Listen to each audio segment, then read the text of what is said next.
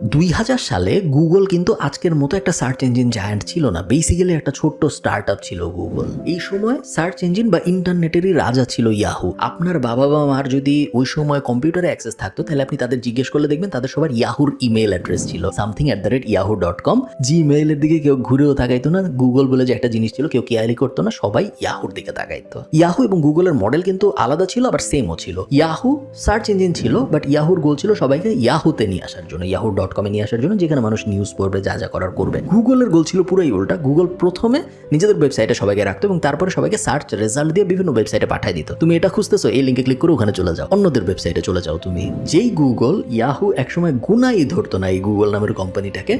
Google নিজে ইয়াহুকে বলছিল আমাদের 1 বিলিয়নে কিনে নাও, কারণ আমরা ইয়াহুর সাথে কম্পিটিশন করে পারবো না। সেই গুগল আজকে $1 ট্রিলিয়ন কোম্পানি এবং ইয়াহুর দিকে কেউ এখন আর ফিরেও তাকায় না। 2017 সালে সম্ভবত লাস্ট ইয়াহু কয়েকবার হাত বদল হয়েছে, যেহেতু ইয়াহুর দিকে এখন আর কেউ ফিরে তাকায় না। 2017 সালে ভ্যারাইজন, আমি যদি ভুলটা করে থাকি, ইয়াহুকে কিনে নিছে। তারপরে থেকে ইয়াহু নিয়ে আমরা আর কখনো কোনো কথাবার্তা শুনি না।